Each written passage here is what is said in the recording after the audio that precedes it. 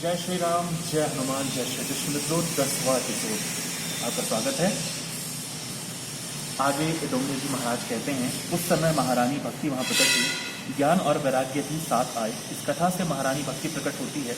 ज्ञान और वैराग्य के साथ भक्ति बढ़े तो मुक्ति मिले। ज्ञान और वैराग्य के बिना भक्ति करने से मुक्ति नहीं मिलती। भक्ति महारानी आनंदित हुई और ज्ञान वैराग्य के साथ नृत्य करने लगी। मूर्छित और क्षीण ज्ञान को फिर से पुष्ट करने के लिए, जागृत करने के लिए यह श्री भागवत की कथा है।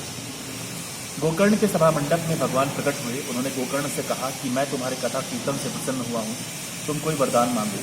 उस समय शरद कुमार कहते हैं कि जो मनुष्य श्री कृष्ण की कथा करें, कीर्तन करें, ऐसे वैष्णव भक्त के हृदय में आप विराजमान हो, आप सबको सद्गति मिली हो। वैकुंठ में जो आनंद मिलता है वही आनंद श्री भागवत कथा में मिलता है, परंतु शर्त यह है कि प्रेम पूर्वक इस कथा का श्रवण किया जाए। कथा श्रवण के समय इस जगत को स्मृति करनी चाहिए। श्री भागवत ऐसा ग्रंथ नहीं है जो मृत्यु के पश्चात ही मुक्ति दिलाए, यह तो मृत्यु के पहले ही मुक्ति दिलाता है। भागवत मुक्ति प्राप्त कराने का शास्त्र है। वेदांत के दिव्य सिद्धांत व्यास जी ने इस महात्म्य में ही भर दिए। छठा अध्याय विधि बताने के लिए है। सत्कर्म विधि पूर्वक किया जाए तो दिव्य बनता है। सत्कर्म काल के नियम से अबाधित है। सत्यनारायण की कथा में भी कहा है, सत्कर्म करने में देर न करो। धर्मराज के पास आकर एक याचक ने दान मांगा। धर्मराज ने उसे अगले दिन आने को कहा। भीमसेन ने इस बातचीत को सुनते ही विजय दुंदुभी बजानी शुरू कर दी। सबने सोचा कि भीमसेन कहीं पागल तो नहीं हो गया है, क्योंकि विजय दुंदुभी विजय के समय ही बजाई जाती है। भीमसेन ने इसका कारण बताते हुए कहा कि आज हमारे बड़े भाई ने काल को भी नियंत्रण में कर दिया है। वे जान गए हैं कि वे अगले दिन भी जीने वाले हैं। धर्मराज के इस काल विजय के उपलक्ष्य में मैं यह दुंदुभी बजा रहा हूँ। धर्मराज को अपनी इस भूल का तुरंत ज्ञान हो गया। कहा गया है, जानकी नाथे सवारे शून थवान ऊंचे, अर्थात जानकीनाथ भगवान श्री राम भी नहीं जान सके कि कल प्रातः काल क्या होगा। धर्मराज ने याचक को तुरंत वापस बुलाया और यथायोग्य दान दिया। सत्कर्म तत्काल करो। भवरोग की औषधि है भागवत कथा। जीव मात्र रोगी है, सबसे दुखदायी रोग है जीव का ईश्वर से योग। इस रोग के निवारण के लिए श्री भागवत का आसरा लो। श्री कृष्ण से विरह रूपी रोगों को दूर करने की औषधि यह भागवत शास्त्र है। रोग की परिचर्या के समय आहार विहार आदि के कुछ नियम हमें मानने पड़ते हैं, वैसा ही कुछ इस कथा के लिए भी जरूरी है। शुभ मुहूर्त में कथा का आरंभ होना चाहिए। कथा के वक्त के लिए भी कुछ जरूरी लक्षण बताए गए हैं। पहला लक्षण है विरक्त भाव। श्री सुखदेव जी जगत से अस्पृश्य नहीं थे, फिर भी वे निर्विकार थे। हम भी जगत में रहते हैं, देखते हैं, परंतु हमारी आंखें विकार रहित नहीं हैं। श्री सुखदेव जी ब्रह्म दृष्टि वाले थे। प्रत्येक स्त्री पुरुषों को वे भगवत भाव से देखते थे। प्रत्येक नर नारी को भगवत भाव से देखते। सूत जी सावधान करते हैं, क्या अर्थ है वैराग्य का।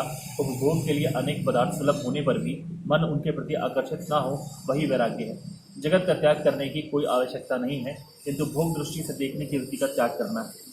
अपनी विकार दृष्टि को बदलना है। जगत को काम दृष्टि से, भोग दृष्टि से मत दे। जब तक दृष्टि का दोष नहीं जाता, तब तक हमारी दृष्टि देव दृष्टि नहीं होगी।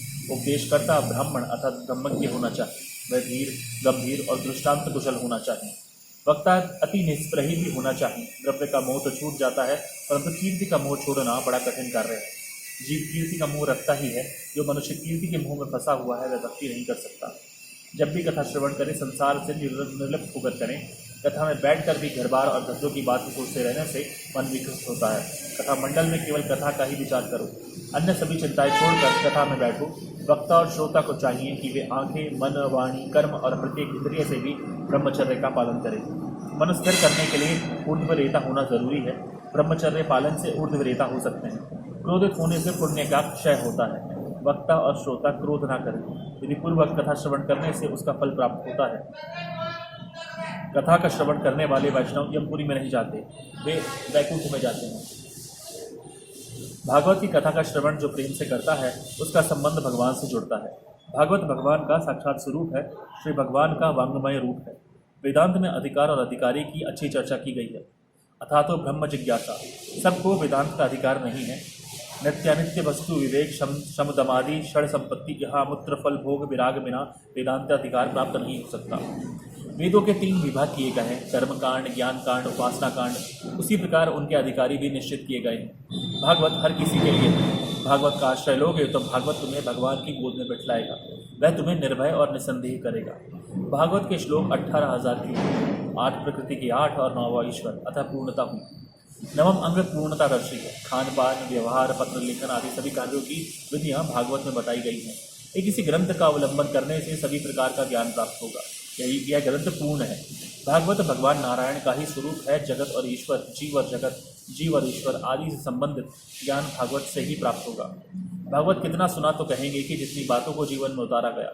श्रवण की गई बातों का मनन करो और उसे व्यवहार में कार्यान्वित करो। केवल ज्ञान व्यर्थ है। जीवन व्यवहार के काम में लाया हुआ ज्ञान ही सार्थक होगा। गांधी जी भी कहते थे, ढाई मन ज्ञान की अपेक्षा तोला भर आचरण श्रेष्ठ है। प्रभु के दिव्य सद्गुणों को जीवन में उतारो, पूर्व जन्म का विचार न करो। जनक राजा ने याज्ञवल्क्य ऋषि से पूर्व जन्मों की जीवन लीला देखने की मांग की। याज्ञवल्क्य ने मना करते हुए कहा कि इसे देखने से दुख ही होगा। फिर भी जनक राजा ने दुराग्रह किया। ऋषि ने राजा को उनके पूर्व जन्मों का जीवन दिखाया। जनक राजा ने देखा कि उनकी अपनी पत्नी ही पिछले जन्म में उनकी माता थी। उन्हें दुख हुआ। अतः यही अच्छा है कि पूर्व जन्मों का विचार ना करें, इसी जन्म को सार्थक करने का प्रयत्न करें। भगवान ही के साथ विवाह करो और औरों को के भी विवाह कराओ। तुलसी राधा रानी का स्वरूप है। तुलसी विवाह का अर्थ है अपना भगवान के साथ विवाह संबंध। चातुर्मास में संयम और तप करने के पश्चात ही तुलसी विवाह हो सकता है। संयम का पालन करोगे, तप करोगे तो ईश्वर मिलेंगे। आत्मा का तो धर्म है प्रभु के सम्मुख जाना। हरे नमः, हरे नमः, हरे नमः। यहाँ पर श्रीमद् भागवत रहस्य का जो एपिसोड है उद्देश्य और महात्म्य वो खत्म होता है।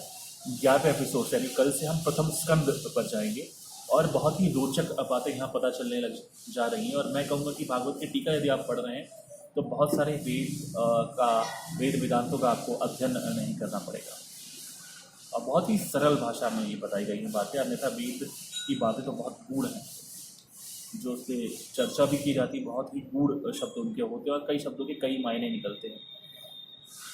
और अच्छी बात है, इसमें दृष्टांत भी बहुत सारे रोचक बातों से बताए गए हैं, दिए गए हैं। आशा करता हूँ कि आपको ये जो मैं पाठ कर रहा हूँ उससे कुछ ना कुछ फ़ायदा मिले। जय श्री राम, जय हिंद।